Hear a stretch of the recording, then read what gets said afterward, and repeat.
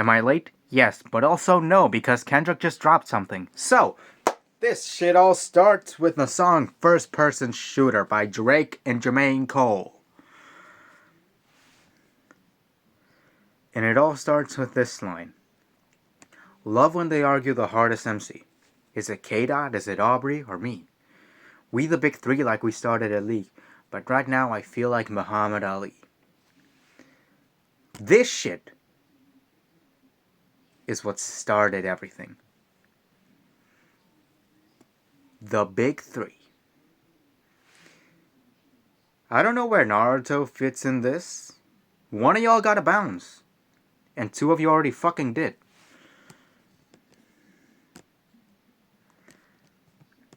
So basically that's how the beef started. It was all J. Cole. God damn it, man. Then Future and Metro Boomin drop Like That, which is basically like a whole diss album towards Drake. So I'm just gonna look up like the part in the lyrics where it's like the part that it's actually like,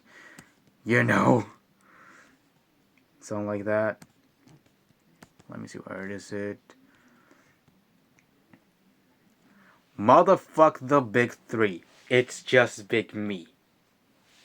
That's all Kendrick said about the big three line. And honestly, yeah. You might call me a Kendrick Glazer, but it's better than going up with a pedophile. Honestly, I'm not really like that much of a Kendrick fan. I just like heard of the beef and then I started listening to his music. It's really good, honestly, in my opinion. At least it actually sounds honest. So after this part in Future Metro Boomin's Like That, where he says, motherfuck the big three, it's just big me, J. Cole drops 7-Minute Drill, which is basically a response to Like That.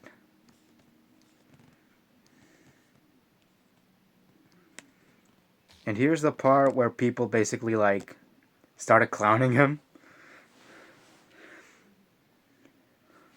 You still doing shows, but fell off like The Simpsons. Your first shit was classic. Your last shit was tragic.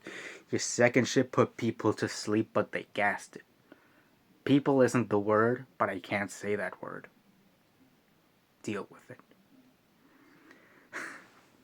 So, yeah. He's basically like, during the whole diss track, he's calling Kendrick's music boring. Which I'm like, dude. In one part, he even says like something.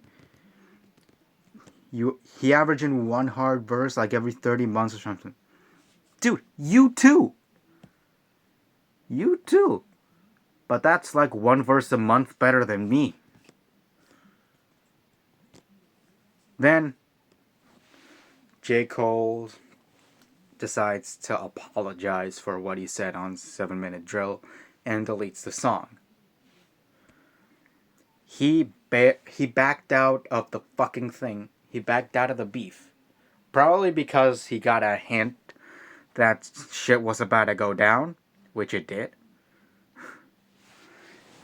And that was just like the funniest thing to me, because it was like, dude, what are you doing? Back then, people were like, dude, this is just a rap beef. Calm the fuck down. It's not like this guy's gonna dox your entire family.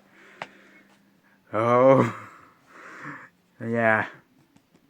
I think you know what I'm getting at. Then, Drake dropped Push-Ups, which I'm fucking sure he probably didn't write himself.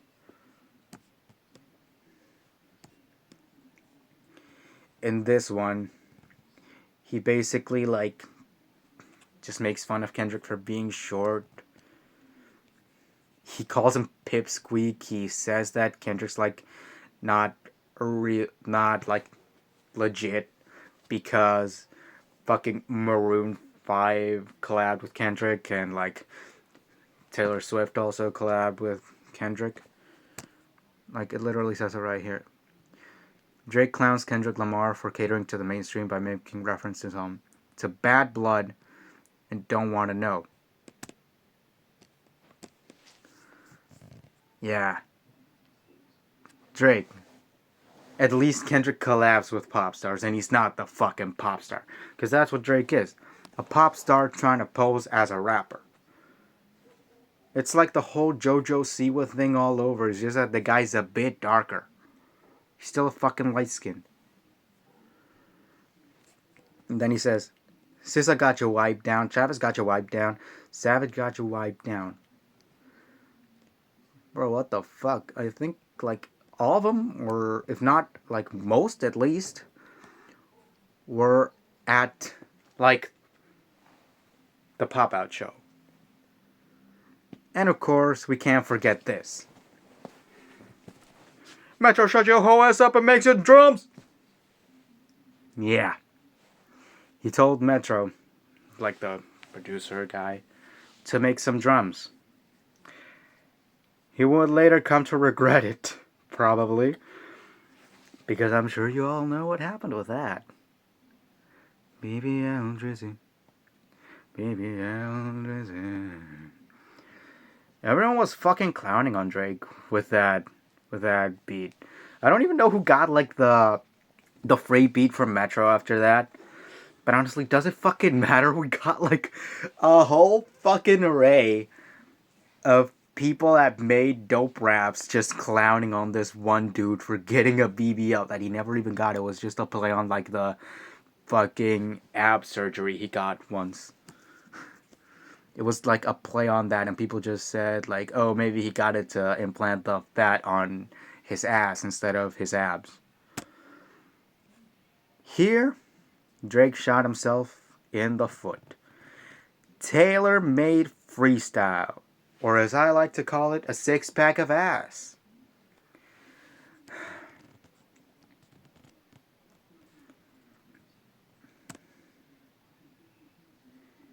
In this one, he uses an AI software to emulate the voices of Tupac and Snoop.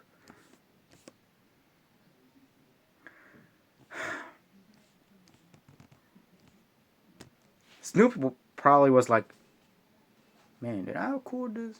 Did I record this? I don't remember. But here's the thing. At least with Snoop, he kind of gets a pass because the guy is alive. Tupac was killed. Tupac is dead.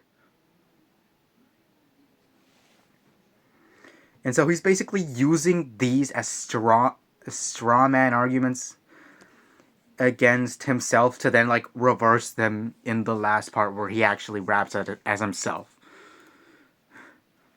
And trust me, I heard the song.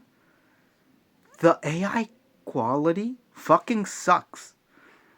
If AI's taking jobs, it's not taking music for a long time. Because we just know this dude started it off on the wrong foot.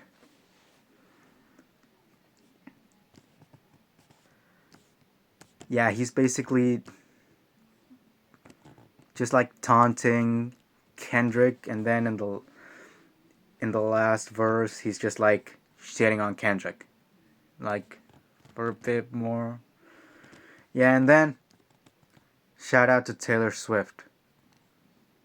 You know, I moved my album when she dropped. He criticized Kendrick for like doing something for Taylor Swift, maybe with Taylor Swift, who's actually like an actual Kendrick fan. Yeah, I can respect that. And then he ends it by like, by the way, I moved my album when she dropped. Drake. I was about to say, just drop the pen. Nah, fire your ghostwriters for that shit.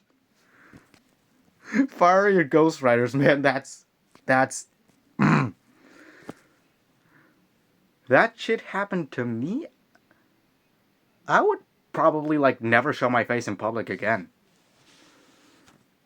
And then there's the wait. Drake's lapdog, DJ Academics, is like, oh, Kendrick still hasn't responded. Kendrick still hasn't responded. Shut the fuck up and get Drake's dick out of your mouth for a second. So, 10 minutes in. Shit. We finally reach. This is probably one of my favorite Kendrick songs, like, not gonna lie. Like, outside of stuff like in Mr. Morale and the Big Steppers, my favorite Kendrick song is definitely Euphoria. Everything they say about me is true. That's how it starts, with a reference to The Wiz.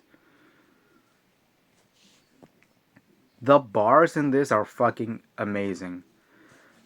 For example, in this one, he's like, them superpowers get neutralized, I can only watch in silence, which is, I guess you could say, a reference to Kill Bill. A fucking good one at that. And then, the famous actor we once knew is looking paranoid and now spiraling. This is like a double meaning. A double meaning because Drake is impersonating Kendrick's culture. He's basically like a Shein version of a Compton rapper. Like the shit quality version you get at a random store or something when you buy something online off a Wish or off a Temu or something. It's like buying Kendrick on Wish, you get Drake. Basically, that's what he's saying. And also because Drake was in Degrassi. Yeah. I think after this he's supposed. I think Drake should be getting more use out of that wheelchair now, considering Kendrick just verbally broke every single bone in his body. Fabricating stories on the family front because you heard Mr. Morale. Yeah, because in. Was it? Yeah, it was, I think, in Push Ups. He said something about, I be with some bodyguards like Whitney. Name dropping Whitney Alford, Kendrick's wife, while also making a reference to another person, yeah.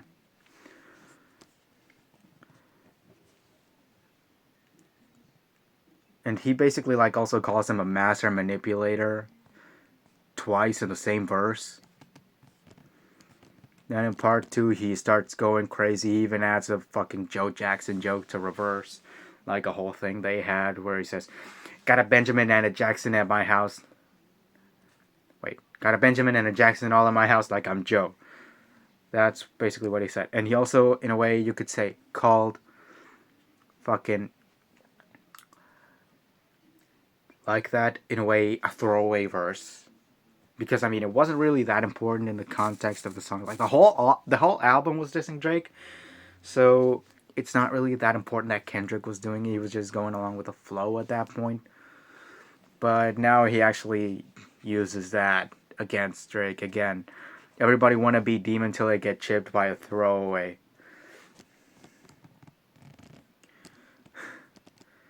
And then he's just like starts playing Have You Ever with Drake. Have you ever walked your enemy down like with a poker face? Have you ever paid 500,000 to an open case? Well, I have, and I failed at both, but I came out straight. Yeah. He also name drops Drake by making a reference to a gun. He's referring to a Draco pistol, pronouncing it like Drake. And he even says, I didn't point down enough, as if saying, I may be short, but you're below me. Which, yeah. He also referenced when Drake bought Tupac's ring. So, yeah. And there's also evidence that he wasn't taking it too serious. Cutthroat business. You got shit twisted. What is it, the braids? He clearly just like was having fun up until this point, like mocking Drake and stuff. I mean, he's like mixing serious with a joke, which will come back later. He even makes a reference to Terrence Crawford. He continues like dissing Drake, calling him basically like a wigga, which is like a white person that uses like black people's slang.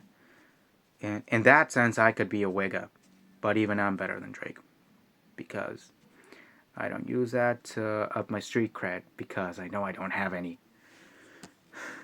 And he literally says, we hate the bitches you fuck because they confuse themselves with real women. And notice I said we. It's not just me. I'm what the culture feeling. Yeah. And then this is my favorite part. How many more fairy tale stories about your life till we had enough? This is probably a reference to started from the bottom, which is like something Drake said, like in a song. Started from the bottom, now we're here. Shut the fuck up, dude. And then, how many more black features till you finally feel like you're black enough? Yeah. He also referenced the B12 machine and all that. Remember? Hey, top dog, who the fuck they think they playing with? Extortion my middle name. As soon as you jump off of that plane, bitch, I'm allergic to the lame shit. Only you like being famous. Yana can't get you no swag neither. I don't give a fuck about who you hang with. I love that. I love that fucking verse. It's amazing. He makes a reference to Sexy Red as well. When I see you stand by Sexy Red, I believe you see two bad bitches. Basically, like saying Drake doesn't like women. He literally says it like in the next line. I believe you don't like women. So it's basically like him saying he's trying to compete with women on some like sort of shit with that. And I'm still waiting on the Sexy Red versus Drake twerk off. I'm still waiting on that. And then because Drake brought up like the whole contract like that Kendrick signed, he said, "Let's speak on percentage. Show me your splits. I'll make sure I double back with you." And he basically referenced that Drake was signed to Wayne, which was signed to Birdman, which eventually all leads to what Kanye said about Lucian. This is probably the only time I agree with Kanye. That dude is fucking insane. Well, that and the whole Gaga Polaroid thing. What the fuck does she know about cameras? She's a singer. I like some of the Gaga songs. What the fuck does she know about cameras? That's like the only thing I agree with Drake with Kanye except for this. Yeah. He also referenced Joel Osteen, a pastor, a televangelist, which is really fucking a despicable guy. I hate him, really.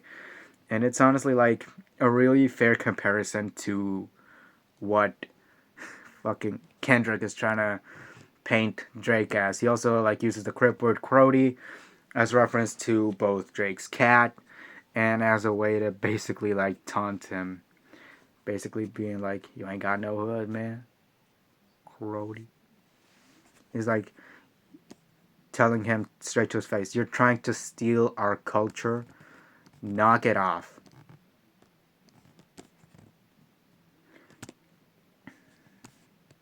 And at the end, he literally just says, I don't want to... Yeah, it's just basically like reference to Kanye, as well as just like telling Drake, hey, the N-word, don't say it anymore. And it's a reference to Kanye when he said, we don't want to eat that wick shit no more. Yeah. That was honestly fucking amazing. And then right after, 616 in LA dropped with a fucking picture that looks quite important. Yeah. Fuck a phantom, I like to buy yachts when I get the fever. Wine cooler spill on my t-shirt. Yeah. This like wine cooler thing is because that's Drake's favorite drink. And because it's like a feminine drink, so it fits into what he already said in Euphoria. And in some part he like starts talking like about different angels and about God and stuff. And here's the part that I honestly like was like, oh shit, mole on the camp. And keep in mind, I got here like 2 fucking months late. Have you ever thought that OVO is working for me? Fake bully, I hate bullies. You must be a terrible person. Everyone inside your team is whispering that you deserve it. He even referenced like the Tussie slide, the song Drake pulled out and stuff. Referenced to Elohim and all that stuff. And then Drake dropped Family Matters. It sure does, dude. On the same day that Kendrick dropped 616 in LA, Drake dropped Family Matters, which, I mean, it does have like some good parts. It's a good song overall. And he like says some stuff about Drake being about like Kendrick being a domestic abuser and stuff. And so basically like in one part it says, wait, where is it?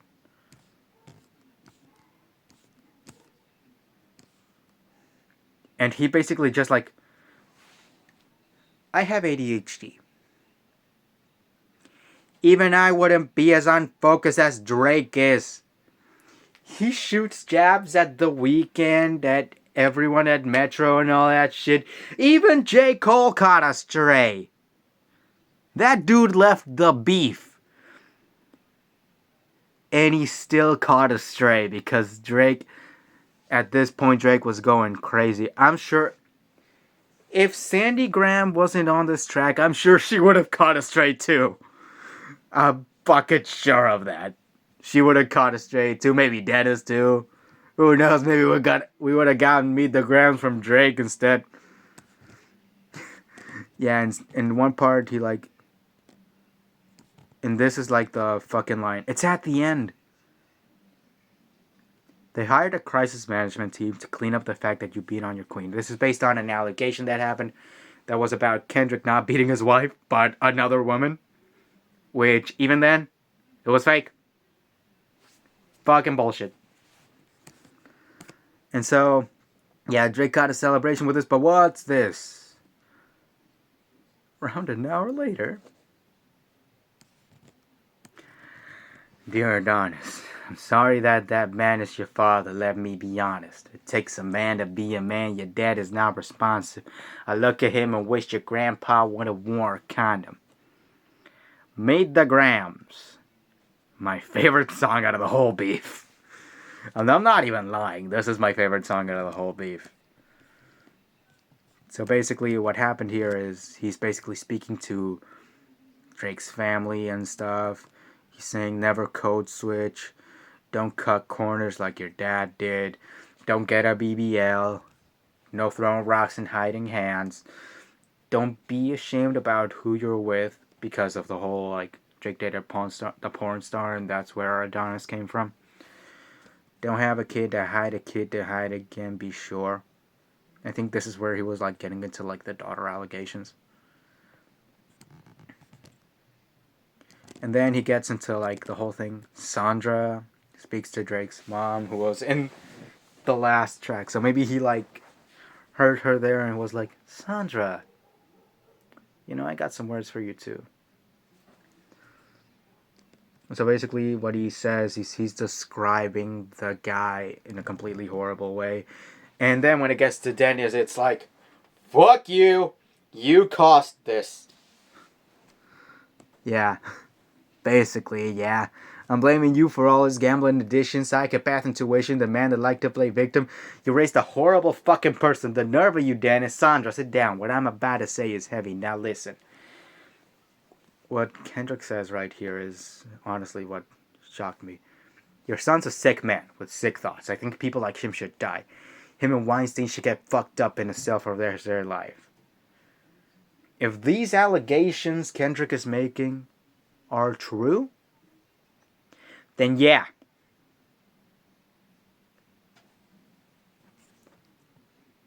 He got sex offenders on OVO that he keep on a monthly allowance.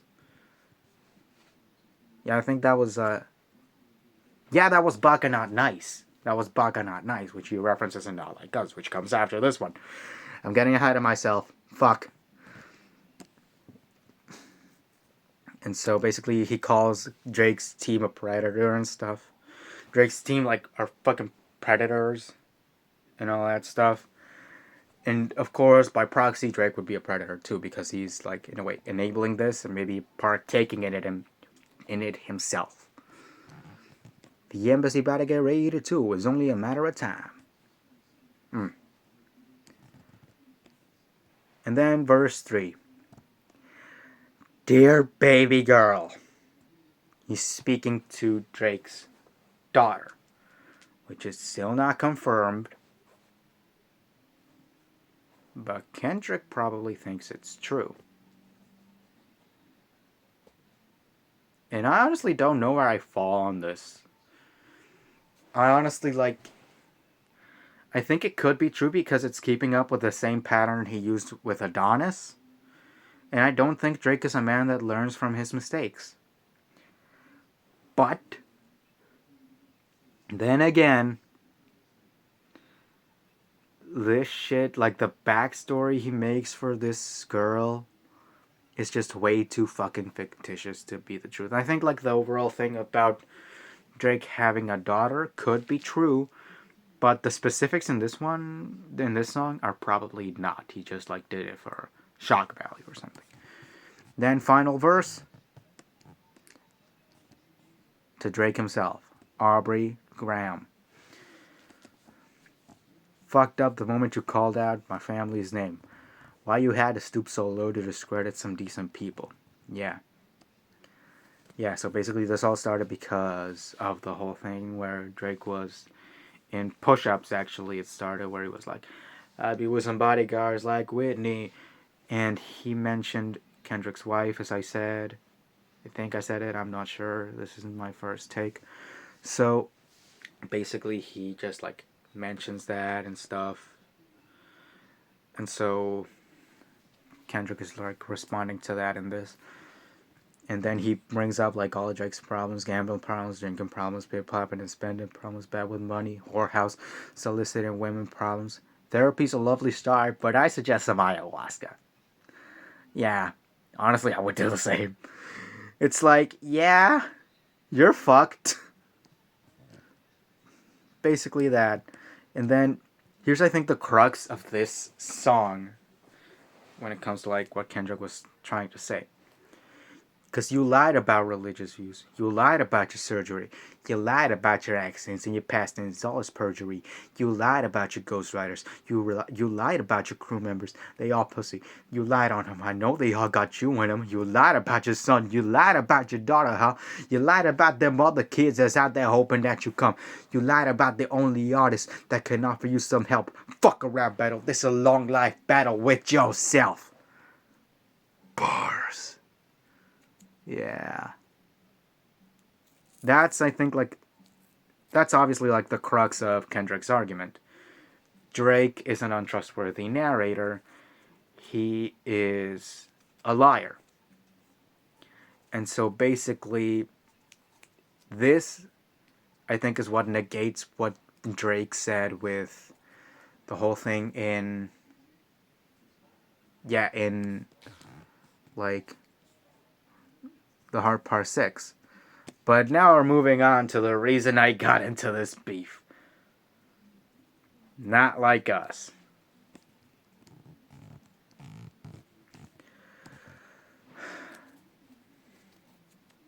It's amazing.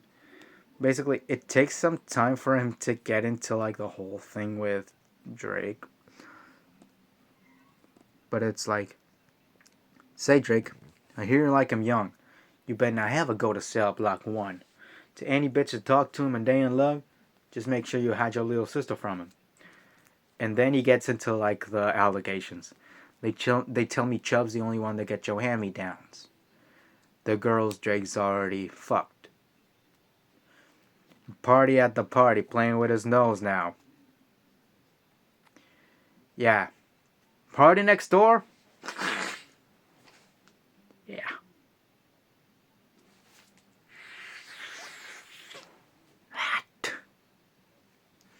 And Baca got a weird case, but I already said about Baca not nice.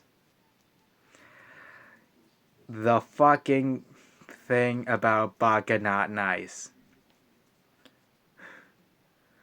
He was, I think, arrested on some charges I can't remember at the moment. I'll probably leave them in the comments when I remember. But, yeah. Baca's got a case. Why is he around? Certified lover boy, certified pedophiles. He calls Drake Right, you're a pedophile. You're like a fucking Jeffrey Epstein Jr. or something. Then he like digs into Drake for disrespect and Pac, and then he straight up calls him a colonizer in verse 3. Once upon a time, all of us was in chains. Homie still double down, calling us some slaves. Atlanta was the mecca, building railroads and trains. Bear with me for a second, I'ma put y'all on game. The settlers was using townsfolk to make them rich. Fast forward 2024, you got the same agenda. You run to Atlanta when you need a check balance. Let me break it down for you. This is the real N-word challenge. You called Future when you didn't see the club. Lil Baby helped you get your lingo up. 21 gave you false street cred. Thug made you feel like you was slime in your head. Quavo said you could be from North Side. Jude Chain said you good, but he lied. You run to Atlanta when you need a few dollars. No, you're not a colleague. You a fucking colonizer. And finally, a reference to Family Matters. The family matter and the truth of the matter was God's plan to show y'all the liar. I think of this line as prophetic because of the fact that this song ended up overtaking God's Plan by Drake. He also reversed like the whole 6 God thing Drake had and calls him a 69 God. Now let's get to where like the whole thing in a way died.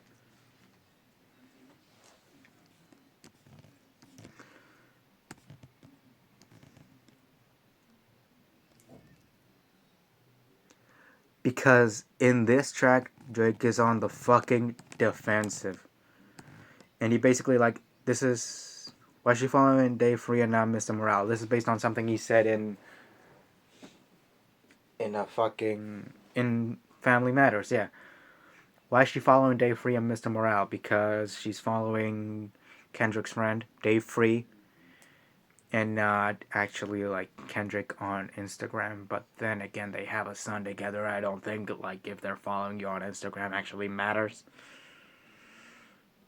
The Epstein angle was the shit I expected. No shit, you called it out. You called it out in your fucking attempt at a B-Rabbit moment. He called it out in like some 8 Mile bullshit where it was like in the Tupac voice in Taylor Made Freestyle. He was basically like saying everything. But it was just like in a way, just like an impromptu confession. And then he misinterprets the meaning of Mother I Sober, where it's like Kendrick's mom was sexually abused by Kendrick's cousin. And Drake thinks Kendrick is the one that got molested and tries to use that like as an insult. Like, you were molested. That's horrible. That's just fucking horrible. Basically, that ends the whole diss tracks thing. Now we move on to the pop-out show. There were a lot of people at this event. It was 4 hours long. There was Dr. Dre. There was fucking Tyler the Creator. There were Crips. There were Bloods. There were Pyrus. Everyone was there. Everyone. Even LeBron, I think, yeah. And everyone joined hands to piss on Drake's grave. Because this is how I've been saying it the whole time. Euphoria was the warning shot. 616 in LA was the silence after. Meet the Grams was the murder. And Not Like Us was pissing on the grave. And he played that fucking song a total, I think, 4 or 5 times. 5 times, yeah, I think. Yeah, like back to back. Back to back. And Dr. Dre was in it. Everyone was fucking in this shit. Like, everyone that was in there at the time, and this was on Juneteenth, took the chance to piss on Drake. To piss on Drake's grave.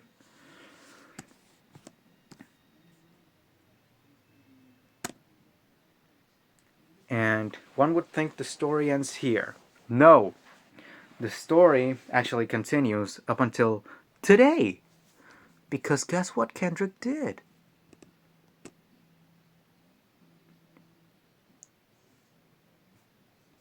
A while ago,